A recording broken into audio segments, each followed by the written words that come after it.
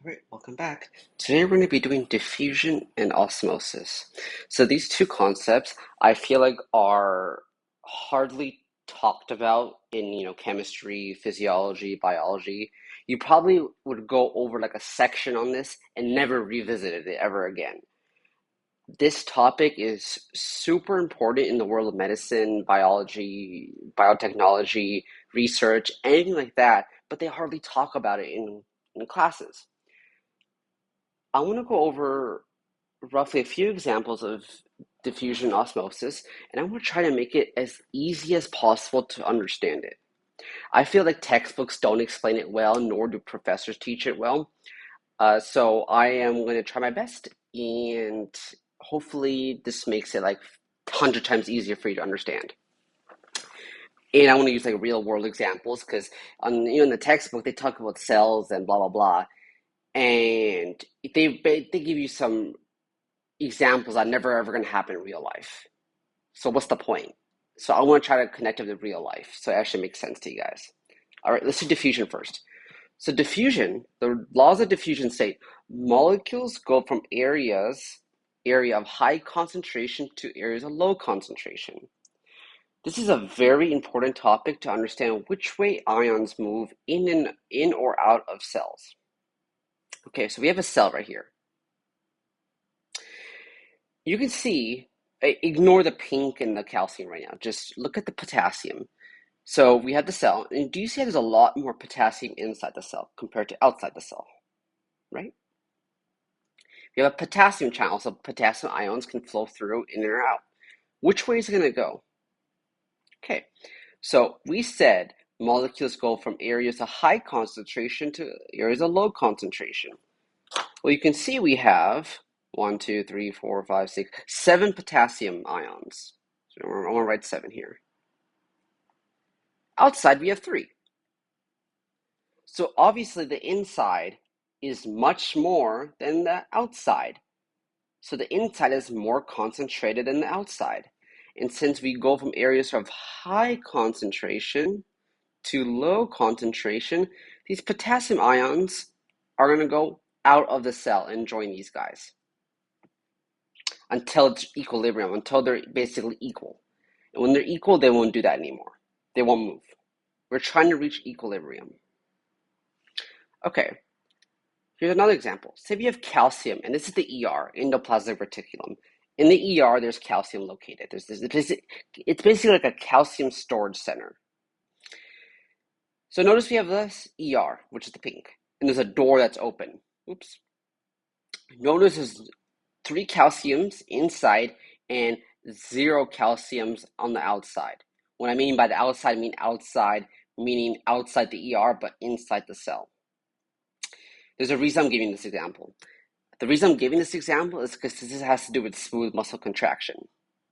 How does your muscles contract? This is how, this mechanism. But I'm not going to go into the entire mechanism. I'm just showing you the basics of why this happens.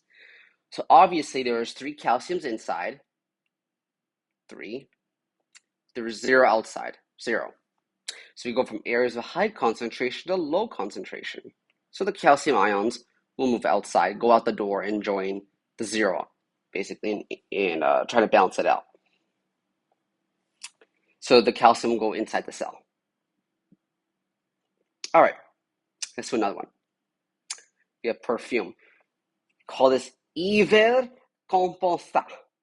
Okay, that's an Impractical Jokers reference if you understand that. If you ever watched that show, such a good show. Okay, we have a perfume bottle. We squeeze it. We pull the trigger at 0 seconds. At 15 seconds, the blue is the perfume, right? So it's kind of starting to spread out around the bottle. Okay, but it's very dense around this area, right? And you can prove this to yourself because when you, for example, you take a perfume bottle or cologne bottle, whatever, right? You spray it, you smell it almost immediately because you're next to it. But people far away can't smell the perfume, right? It takes a while. It takes a few seconds. Like you go, for example, into a lecture hall or a classroom. You're at one end. You spray this cologne or whatever. and you smell immediately, but the person across from you cannot smell it. Until about 60 seconds later, everyone can smell in the room. It equally disperses, the smell equally disperses around the room until it reaches equilibrium, until each molecule is basically at equilibrium with all the other molecules. It's equally spaced around the room. This is diffusion. We moved areas, right? This is very highly concentrated in one area. It's very concentrated here. And then we go to areas of low concentration. So what's basically happening is the perfume is moving this way where there's none, this way where there's none, this way where there's none, this way where there's none, this way, this is, where there's none. It's literally the same exact example as calcium, right? We're going to where there's none. It's literally the same thing. So now we're equally spaced out and reach equilibrium, and nothing ever, it's going to stay in this position basically until, it dies off. Okay, how do you speed up diffusion? Say if you're really impatient, you want to really speed this up. How do you do it? Well, you can increase the temperature. The reason is if you increase temperature, you increase kinetic energy. That's something you learn in physics. When you increase kinetic energy, it's going to move faster. So that's what increasing temperature does. You can decrease the size of the molecule. It's easier for small molecules to move around rooms. How should I give an example? This one's a difficult one to give an example of. I'll come back to it if I can think of something. So decreasing the size speeds things up. What about steep concentration gradient? Okay, the steeper the concentration gradient, the faster it's going to move. So the best example is over here. So do we see we have 7 molecules of potassium inside the cell and 3 molecules of potassium outside.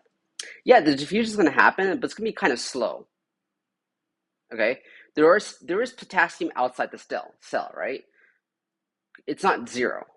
So diffusion is going to happen, but it's going to happen slowly. We're going to reach equilibrium slowly because there's already some outside compared to this calcium where there's zero outside. So the calcium really wants to rush out of the ER as fast as possible to make sure we reach equilibrium.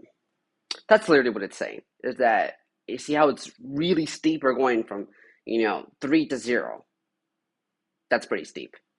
Right. Actually, let's just make this up. Let me make it even steeper. Let's do like 14. 14. So we have 14 calcium ions. That's really steep. Okay. The calcium is going to zoom out of there super fast compared to, where we have 7 and 3 over here. Okay. That's diffusion. So hopefully that makes some, easier sense than something the textbook says. Let's do osmosis. Osmosis is probably the most trickiest. Probably because a lot of students just don't understand and they cannot connect to real life, examples. So I'm going to give you one. So let's first define what it is. So osmosis is the movement of water molecules going from areas of low concentration of molecules to areas where there's a high concentration of molecules. I know this sounds really confusing, but I want to make it super easy for you guys. So the best example I can think of, and it's a real life example, is sinus rinses. So if you ever go to the pharmacy or, the superstore, you'll probably see a box that's like sinus rinse or nasal spray. Like, not nasal spray, but like it's a basically sinus rinse, basically. What is it? So you probably have a bottle, okay, and you fill it with water. And then it usually comes with salt packets. So you take the salt packet, 1 or 2, and you put it in the bottle, and you shake it up. If you probably seen the company NeoMed, this is literally all it is. It's literally just a bottle. What they're selling you is they're selling you the bottle and they're selling you the salt packet. That's it. And they make $30 million a year.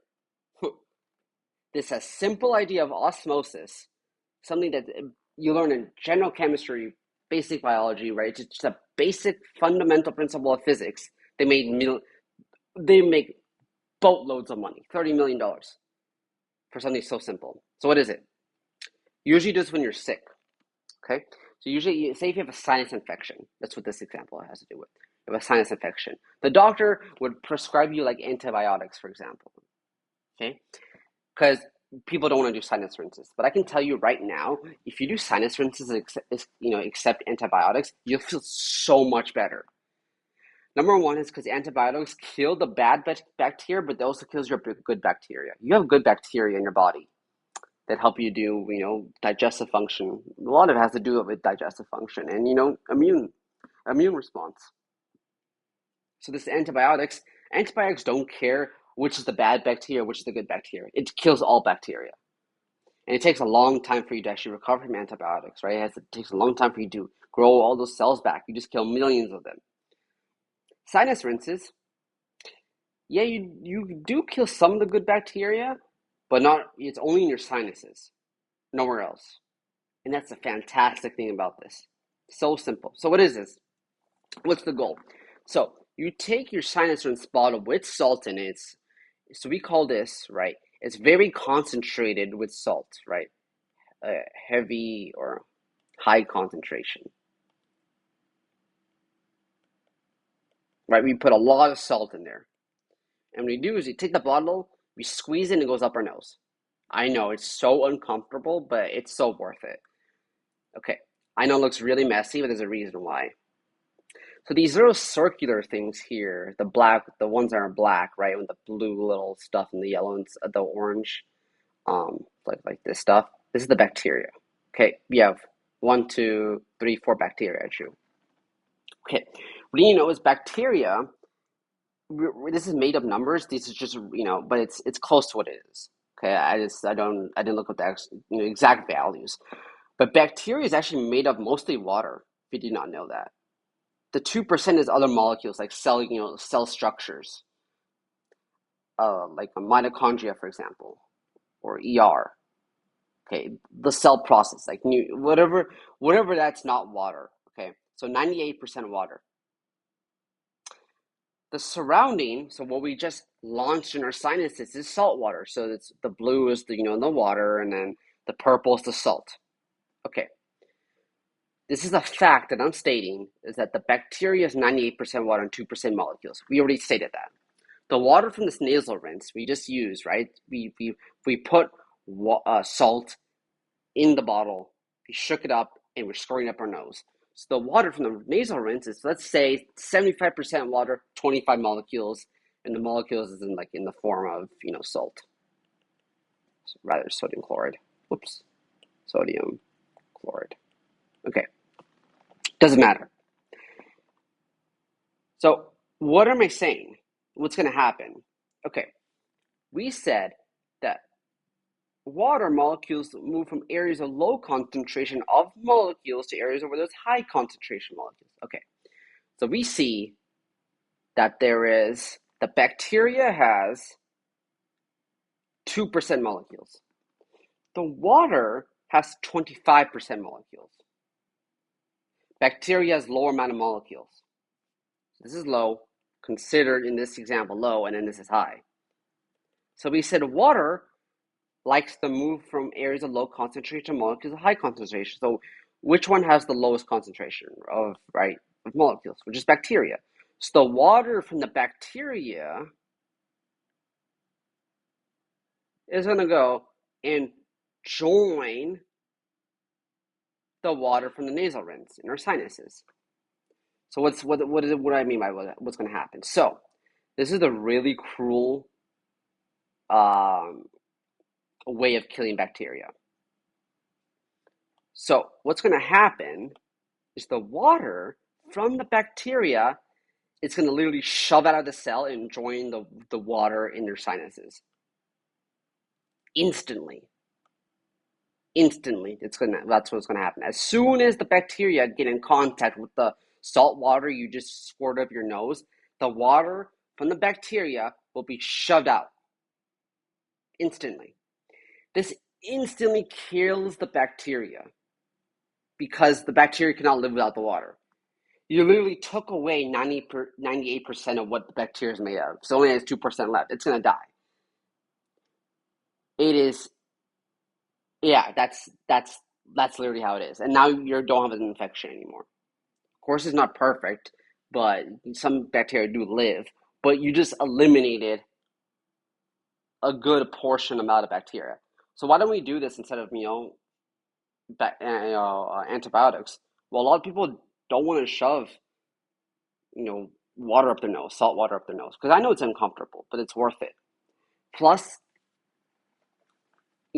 doctors are told, to prescribe, medication when you don't feel ill. That's just how, medicine works here in America, at least. They don't think, sometimes they don't think about the other options there are. And this is one of the other options. I'm not talking bad about doctors, not at all. That's not what I'm saying. Is that there's other options that are out there. Okay, so I'll give you one more example. Let's do that. Let's just do another example. Okay, there's a reason you when you go, for example, get an IV, right? IV is you put that in your vein, for example, and they put you put saline. They don't put fresh water. Okay, so pretend this is a red blood cell. Okay, it's a red blood cell. Oops, I did not mean to do that. This is a red blood cell here. What am I doing? Okay, red blood cell. I'm kind of relate this to nursing. So if any of you want to become nurses, well, this is really, really, really important. You know this. Okay. Okay, I'm done with filling that in. Okay. So now we have a needle, right? And then we're gonna put a little needle here and a little plunger here. Okay. And here we have salt water. Pretend this is salt water. Saline. Okay. Okay. And then in here the red blood cell. So let's say the red blood cell, so this is our vein, this is our arm, whatever, right? Our vein. We inject the needle. The red blood cell, let's say, is 80% molecules, 20% water. The syringe is 80% molecules, 20% H2O. Why is this important? This is what we call as isotonic. They are the same concentration. So this is called isotonic. Isotonic. In other words, no osmosis is going to happen. No water is going to enter the red blood cell, nor is any water from the red blood cell going to enter the fluid that you just injected yourself with, or the nurse injected with you, whatever. Because the molecule concentrations are the exact same. If the molecule concentrations are the exact same, we call it isotonic, and no osmosis happens. Okay, let's make this. Let's change this up now. Let's say we have 20% molecules and 80% water. Okay, what's going to happen? Water moves from areas of low concentration molecules to areas of high concentration. So you have a low concentration here. Okay. What's going to happen is the water from the syringe, so you have water, the water, it's going to get shoved into the red blood cell. Okay, so water from is going to go into the red blood cell, and the red blood cell will blow up. It will literally pop. This kills patients. This will kill patients if you're to do this. So we call this hypotonic. Okay, this is hypotonic. The molecular concentration is lower or under. Hypo means under. The concentration of the red blood cell. So water is going to move. So this is rather a hypotonic solution, I should say. Hypotonic solution. The solution has less molecules than what we're injecting to. Okay, the solution is. Sorry, it's getting a little messy. So let's change this up now. Let's do 99% molecules, 1% water. Okay, this is known as a hypertonic solution. The solution we're injecting is much more than the molecules of the red blood cell, hypertonic solution. So it's like 99% salt, 1% water. What's going to happen? Okay. What's going to happen is the water, we have less molecules now of the red blood cell, right? There's less molecules compared to the outside where we just injected ourselves with. So instead, the water from the red blood cell is going to join the water of what we just injected. This causes the red blood cell to shrivel up. This kills the red blood cell instantly. People die from this.